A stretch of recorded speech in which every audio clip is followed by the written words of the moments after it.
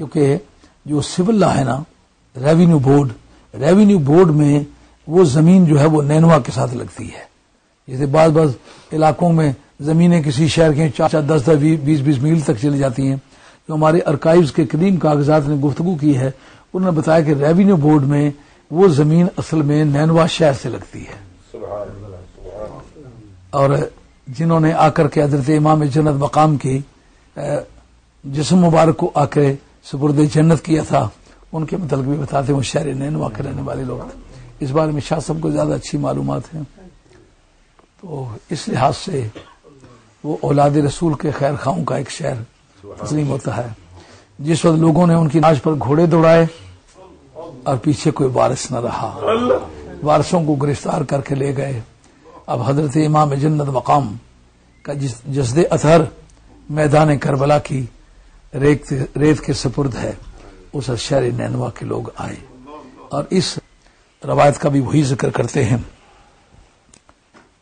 کہ جنات کو ہم نے یہ پڑھتے ہوئے سنا, مسخر رسول جبینہ فلہ بریق فی الحدود ابواہ من اولیاء قریش وجدہ خیر الجدود. یہ جنوں نے آ کر کے مرثیہ پڑھا حضرت امام علی مقام. اس کو جلال السیوطی نے, امام نصر مکی نے, حالانکہ یہ کتاب کوئی آل بیت کی تعریف میں نہیں لکھی گئی, شیعہ کے رد میں لکھی گئی ہے. تو اس کے اندر یہ ہے کہ جب وہ لوگ آئے تو وہاں یہ روشنی بھی نظر آ رہی ہے, رات کا وقت ہے. ان کو اس سے کیا غرض تھی جنہوں نے گھوڑے دوڑائے کہ لاش کا کیا بنے گا, پیچھے کوئی جانور کھا جائیں, درندے کھا جائیں, پتہ نہیں کیا ہو. بے حرمت کی جو آخری حد تھی وہ تو کر گزرے, ان کو اس سے کوئی تعلق نہیں تھا.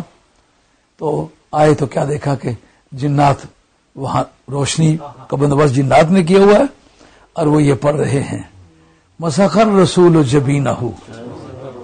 نبی پاک علیہ السلام نے اس کی پیشانی پونچھی ہے. اگر قبلہ کہتے تو اس کا مطلب پہلے بچپن کے زمانے میں جو سرکار نے ان کو بوسے لیے یہ وہ مراد نہیں ہے. مسخر رسول جبینہ, جیسا کہ ترمذی کی حدیث ہے.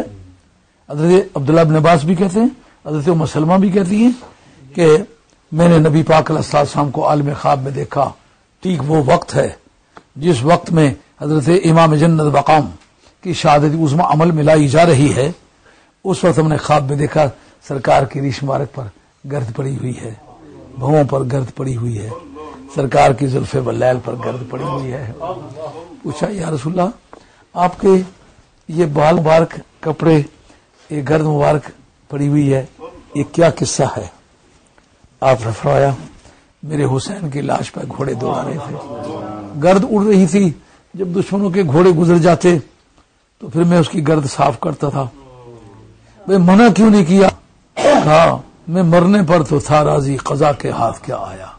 کہا مولا کریم نبیوں اور رسولوں کے صبر کو تو جانتا ہے, تم نے خود چھری ہاتھ میں دی, لینے کا حکم دیا اور کہا کہ اب بیٹا ذبح کرو. میرے جد کریم نے اپنے بیٹے کی حلق پہ خود اپنے ہاتھوں سے چھری رکھی. اب تم نے اس کو بچا لیا, یہ تیرا فیصلہ ہے. میرے جد کریم کا یہ فیصلہ نہیں تھا کہ یہ بچ جائے, لیکن میرے جد کریم کی آنکھوں پر پٹی بھی تھی اور بیٹا بھی الٹا پڑا ہوا تھا.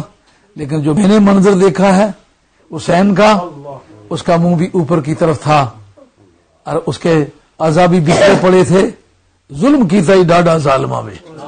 ایک مرتبہ میں رات کو مطالعہ کر رہا تھا, آدمی جس وطن کا رہنے والا تھا جوش یا ذوق میں وہ بولی بول جاتا ہے. جب تحقیق کی کہ ان کے اعضاء کہاں کہاں پڑے ہوئے تھے, اس وقت میں سوچتا ہوں کہ حضرت نبی کریم علیہ السلام اس موقع پر تشریف لائیں تو کیا سوچیں. اس وقت میں نے سمجھا کہ اس سرکار کے ضمیر پر چوٹ لگے اور وہ یوں کہیں ظلم کی تئی ڈاڈا ظالمہ وے چگا ایدری آن اجاڑیا ہی, وہ بھواں کٹ حسین دے ویر دیاں علی اکبر دا ناشا لتاڑیا ہی.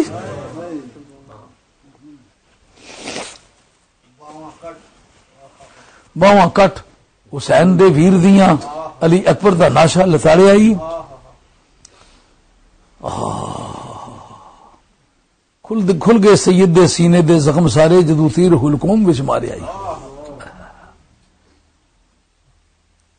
تو حضرت سیدہ ام سلمہ بھی کہتی ہیں, حضرت عبداللہ بن عباس بھی کہتے ہیں, اور وہ حضرت سیدہ کہتی ہیں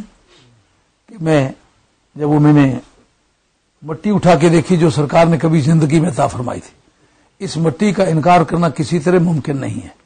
امام ابن حجر مکی نے جو شیعہ کی تردید کے لیے کتاب لکھی ہے، اس میں ظاہر ہے فضائل کی بحث نہیں آنی ممکن ہوگی، اتنی حد تک جتنی حد تک کہ لوگوں کی آنکھیں بند کی جائے اتنی انہوں نے فضائل بیان کی ہے۔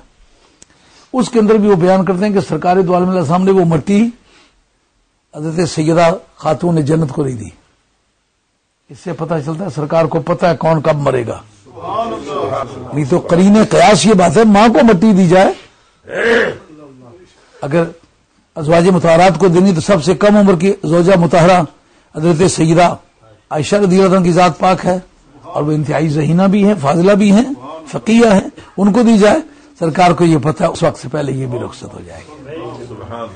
آپ کی ازواج مطہرات میں عمر میں سب سے بڑی حضرت ام سلمہ تھیں اس وقت، اور عمر کی زیادتی یہ قرینہ ہے موت کے قریب ہونے کا، تو اس وقت ان کو یہ دینا قرین قیاس نہیں تھا، مگر نگاہ مصطفیٰ یہ دیکھ رہی ہے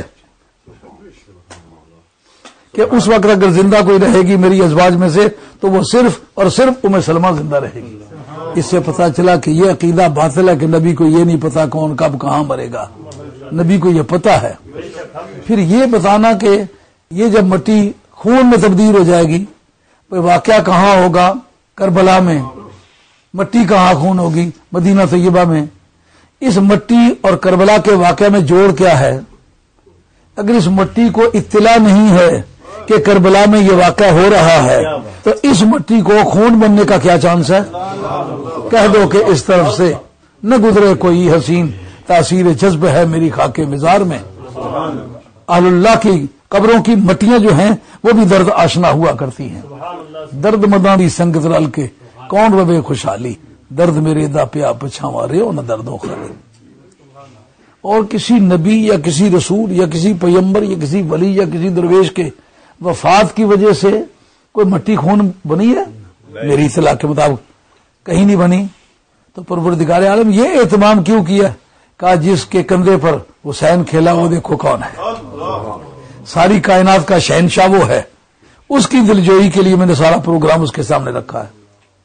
اب اس نے یہ کیوں نہیں کہا مولا کریم اس مصیبت کو ٹال دے؟ کہا میرے جد کریم نے آنکھوں پر پٹی باندھی تھی لیکن آج پٹیاں کھول دے خاصا میں، آج اصغر ذبح کرا سا میں، آج عشق نو سبق پڑھا سا میں۔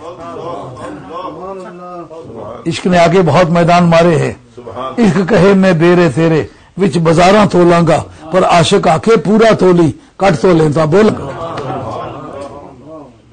حضرت امام جنت مقام کے بارے میں یہ جو بات مشہور ہے کہ آپ کا سر نوک نیزہ پر بول اٹھا، تو اس کو لوگ کہتے ہیں ویسے گپ ہے، نہیں گپ نہیں، یہ سچائی ہے۔ امام طبرانی نے طبرانی شریف کے اندر یہ حدیث ذکر کی ہے، امام بہقی نے بہقی کے اندر یہ ذکر کی ہے، امام جلال السیوطی نے خصائص کبریٰ کے اندر یہ حدیث نقل کی ہے۔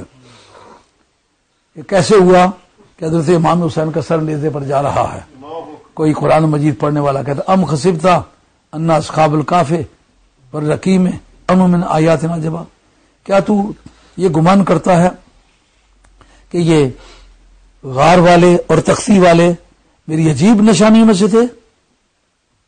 یہ استفہام انکاری ہے۔ استفہام انکاری کا کہ لفظ اگر مثبت ہو تو معنی منفی ہوتے ہیں، لفظ منفی ہو تو معنی مثبت ہوتے ہیں۔